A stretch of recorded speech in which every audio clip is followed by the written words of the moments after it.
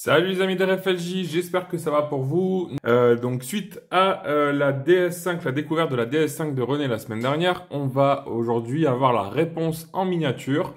Alors bien que ce soit pas une Citroën DS5, ce soit la version DS automobile, c'est pas grave puisque les voitures sont assez équivalentes. Et puis en plus, on est sur la même finition puisque celle-ci est une Sport Chic comme celle de René.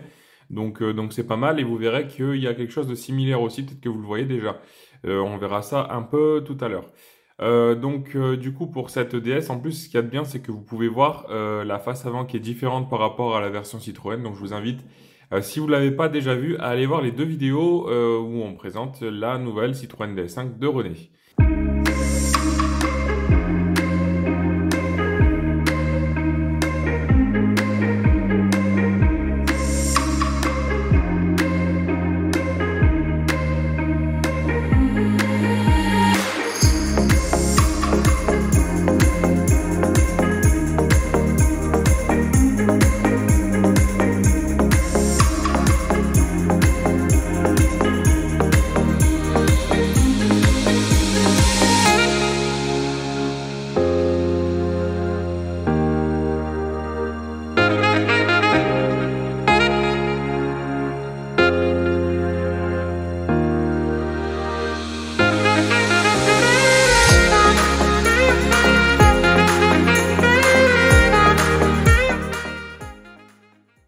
Donc cette miniature, il est maintenant temps de la découvrir.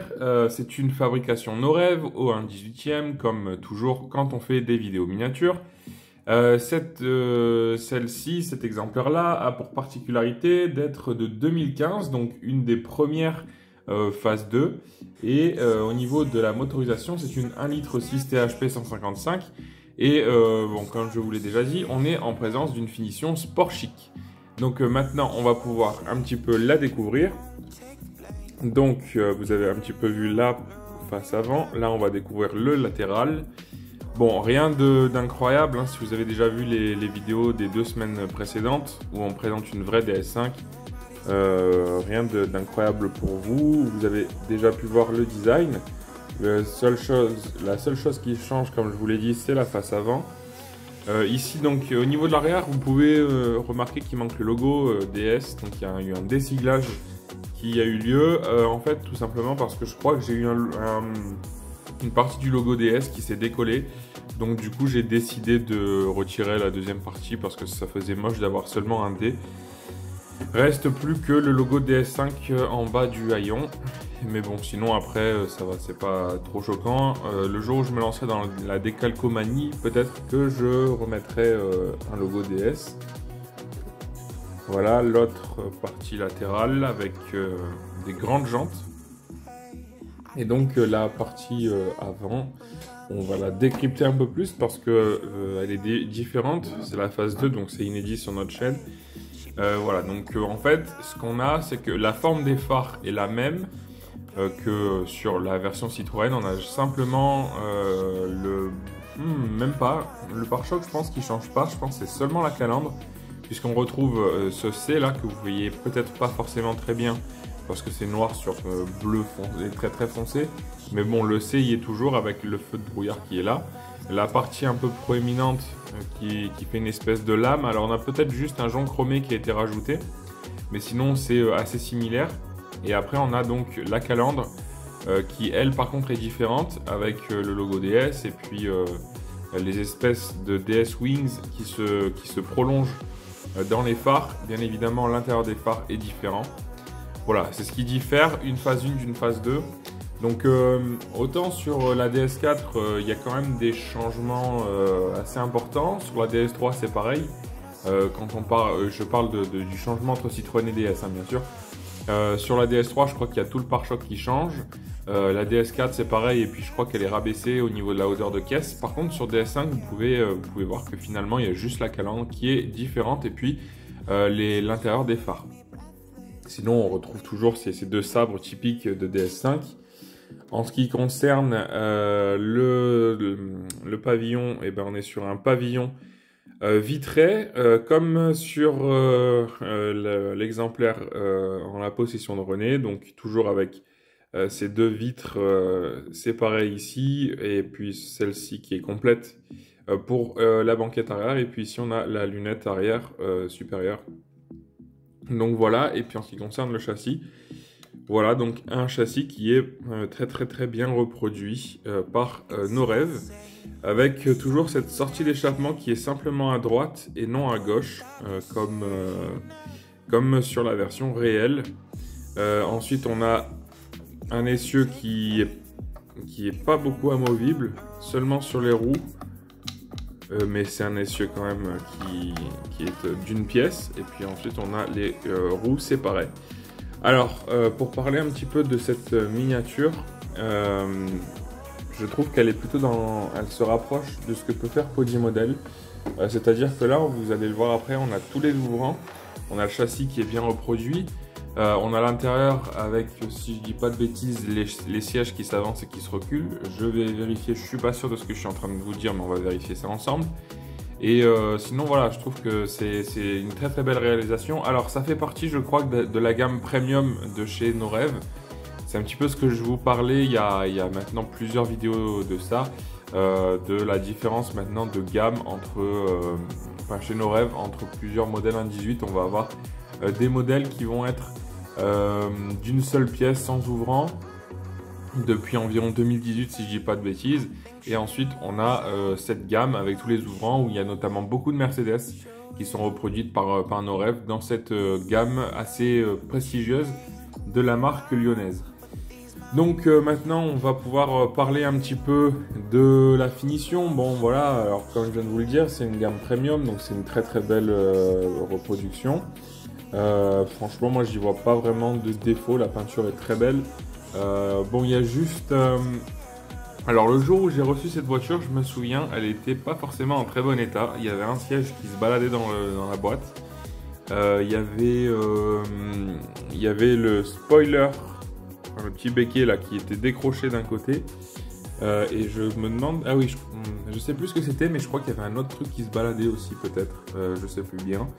Mais bon, voilà. Bon, ça a été réparé. Mais alors, est-ce que c'est un souci de fabrication? Je ne pense pas.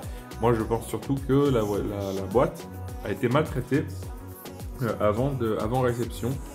Je pense que c'est surtout ça. Bon, voilà, maintenant c'est réparé. Mais c'était dommage de recevoir une si belle miniature abîmée.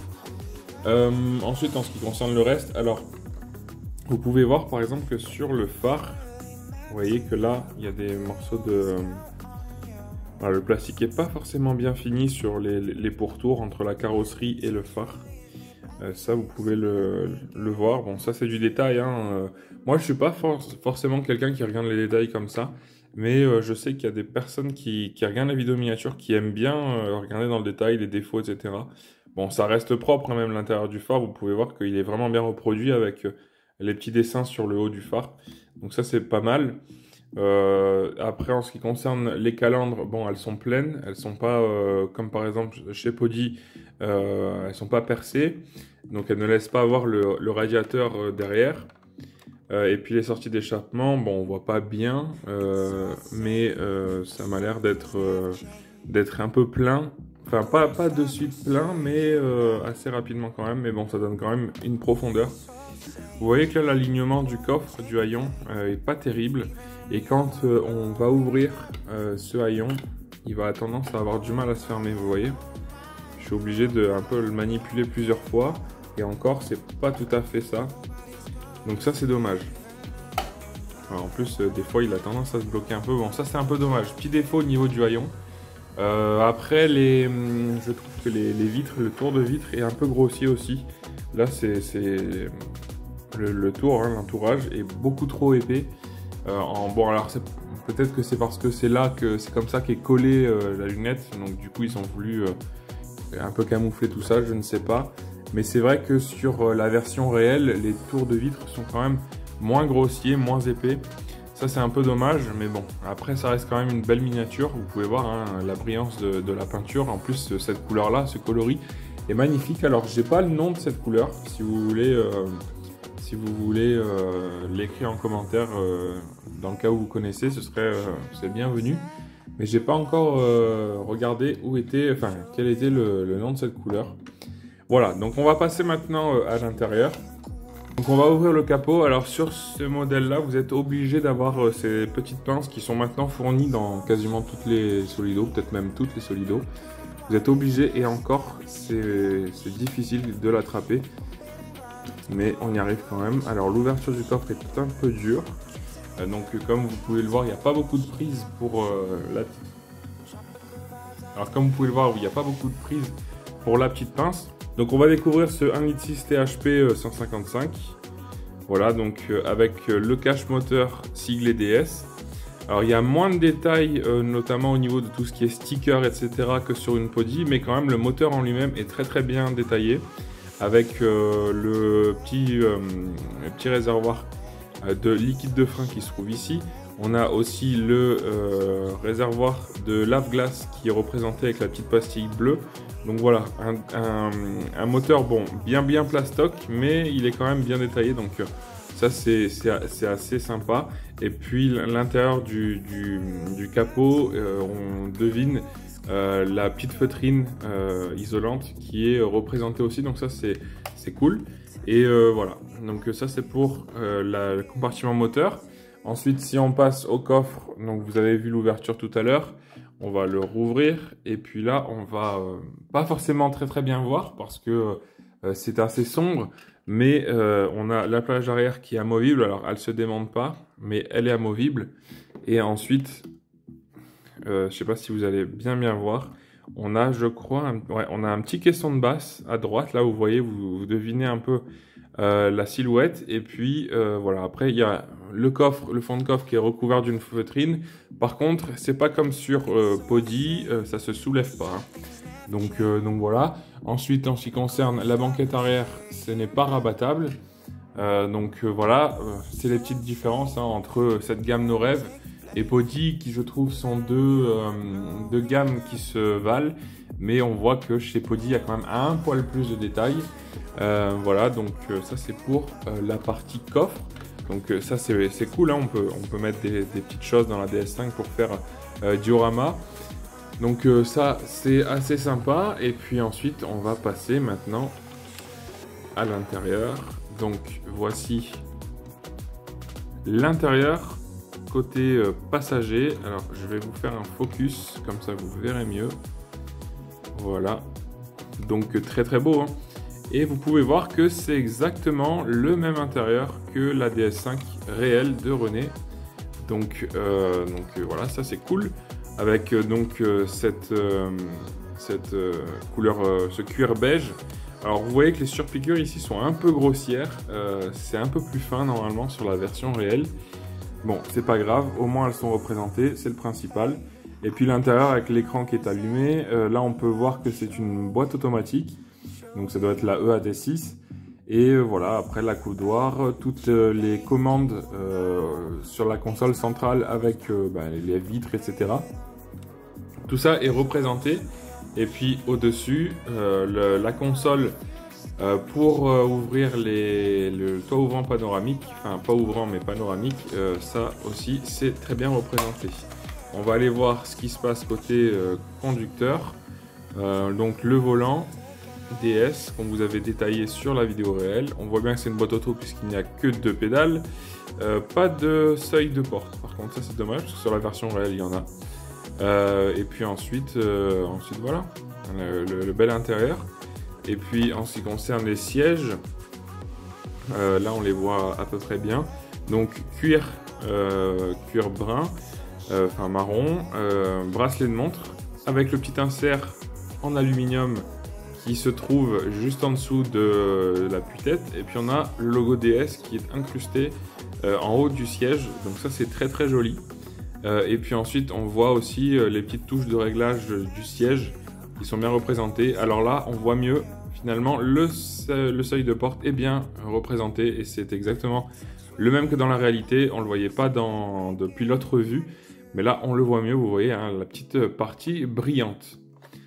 Et puis, en ce qui concerne les places arrière, voilà, on est sur une banquette très bien réalisée avec les ceintures qui sont... alors, je vais essayer de les attraper pour voir ce que c'est. qui sont en fait, c'est un relief qui est fait sur le siège et la partie des ceintures est peinte, mais c'est pas des ceintures en tissu comme on peut avoir par exemple, encore une fois, chez Podi Model. Voilà, vous pouvez bien voir l'intérieur avec les aérateurs sur la console centrale. Voilà, alors ça fait, selon certaines vues, ça fait un peu plastique, mais bon, je trouve que c'est joli. Après, ça reste une miniature, hein, faut pas l'oublier non plus. Puis ça reste sur une miniature qui est donnée pour une gamme, enfin qui est vendue à peu près pour 90-100 € à peu près. Donc c'est sûr que c'est pas non plus du Auto Art à 300 balles. Où là ce serait peut-être encore mieux fait, mais de toute façon je pense que c'est pas le genre de voiture que Auto Art a envie de représenter. Voilà, et le seuil de porte à l'arrière, est-ce qu'ils l'ont fait? Et oui, ils l'ont fait, vous pouvez le voir. Voilà, donc ça c'est joli. Voilà, alors c'est cool de voir parce que c'est exactement le même intérieur que la voiture de René. La même couleur, etc. Donc c'est vraiment chouette, c'est rigolo de retrouver ça en miniature. Donc en plus on peut comparer. Donc voilà, donc c'est une très très belle miniature.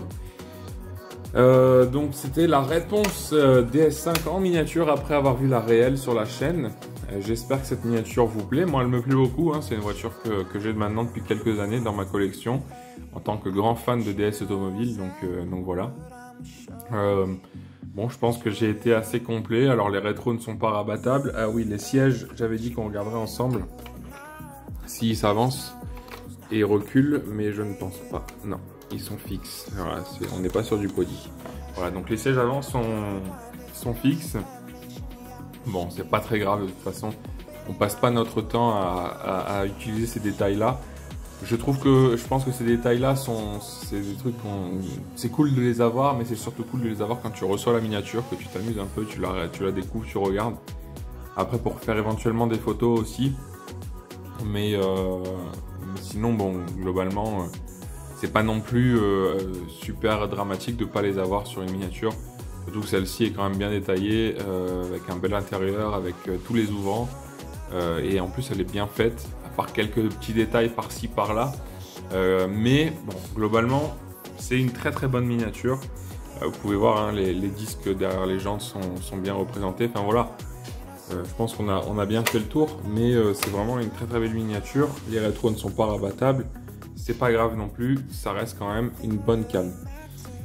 Bon, voilà, en ce qui concerne cette DS5, donc de 2015, un L6 THP 155 et finition sport chic. J'espère que cette vidéo vous a plu, on se retrouve la semaine prochaine. Salut tout le monde, passez un bon week-end et puis ou une bonne semaine si vous regardez un peu plus tard la vidéo après sa sortie. Et puis on se retrouve donc bientôt. Ciao ciao!